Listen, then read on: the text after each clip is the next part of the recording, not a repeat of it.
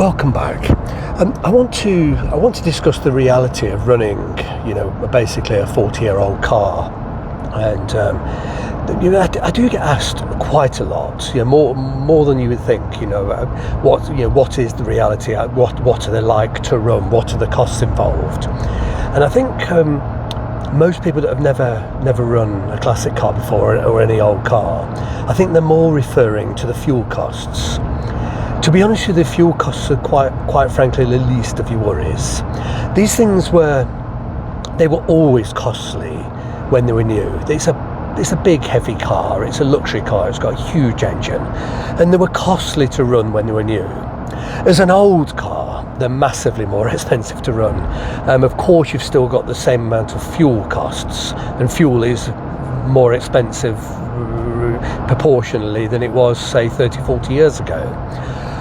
But when this was a new car, you weren't sort of burdened with the constant sort of upkeep of I won't say maintenance, because of course they had to be maintained, but you were maintaining a good car to keep it good, when it was new. But of course it has to be maintained, but it's the ongoing overhaul and the repair and the replacement of parts that's surprisingly expensive. It's not the parts themselves if you shop around, they're not terribly expensive, and there are lots of specialists out there. The parts are available and you can get them reasonably cheaply, but the amount of labour involved is nothing short of it can be stratospheric, the cost.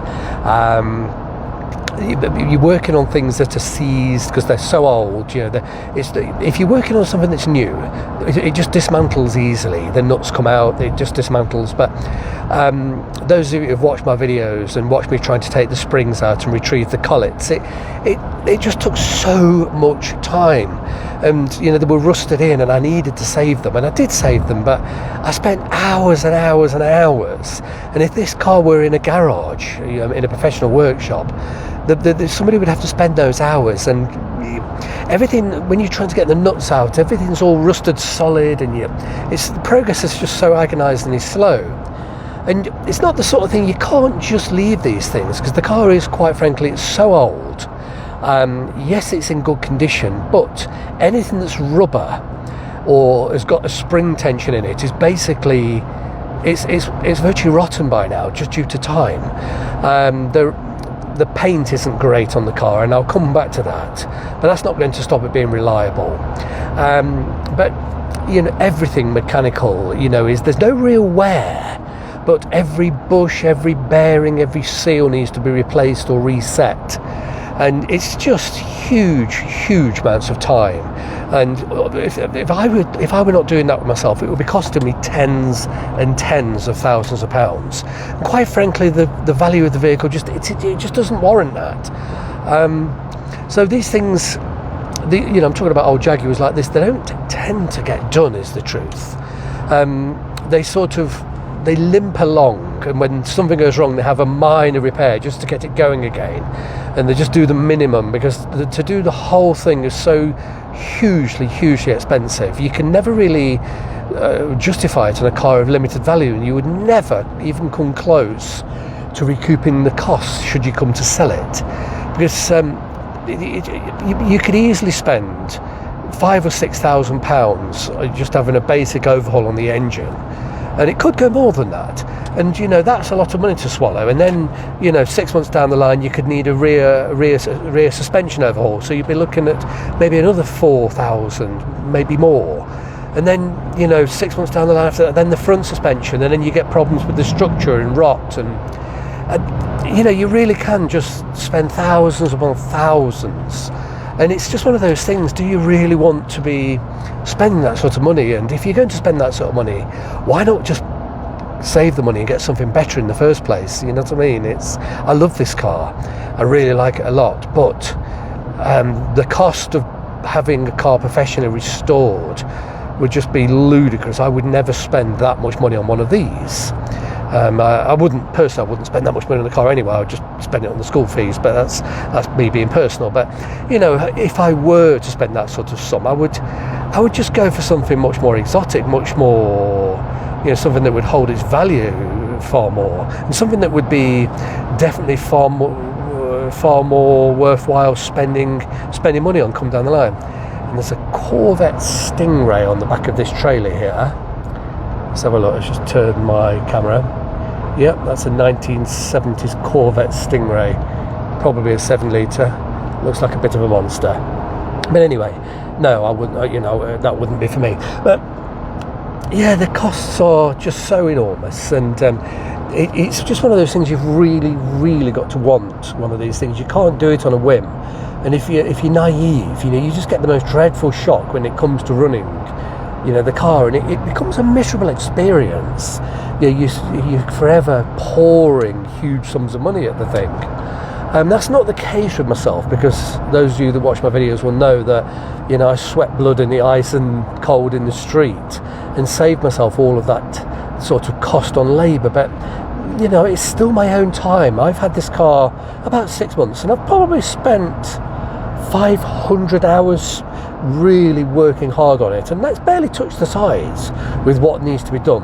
To be fair, that work would have been done in a lot less time if it were in a professional workshop, in the proper light, without, with the correct facilities and all the rest of it. And, probably half that time. It's still massive amounts of time. So the reality is, it can be a difficult one, much though I love them. And I won't be without.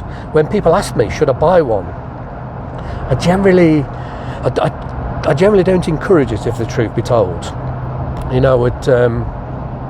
I just think if you were not sort of used to the mechanical side of things, if you're not sort of technical yourself and able to sort of do the work yourself, and the shock, the cost involved in running such a thing would be, you just make it a miserable experience. So I always sort of discourage it. I know it sounds odd that I love mine so much and I discourage others from doing it, but these things are getting rarer and rarer all the time. People have them, but they're perhaps not MOT'd, and the cost of getting it through an MOT would outweigh the value of the vehicle. But it's probably a vehicle they're sort of emotionally attached to for whatever reasons, and it's sitting there in a garage getting more and more dilapidated, and eventually, the person that owns that will either pass away and then the car will get sort of sold for scrap value, or maybe somebody will inherit it and spends the money, or it will, I don't know, eventually they get done. But at the moment, and certainly in the next 10 years, the sort of financial cost of restoring such a thing makes no sense whatsoever. It costs pretty much the same to restore an Aston Martin or a Ferrari, and those things can be worth many millions of pounds. This thing at best at the moment, even if it was in showroom condition, you'd struggle to get 15,000 for it. But you could quite easily spend 60, 70,000 on a basic restoration. There are cars out there that people claim are restored.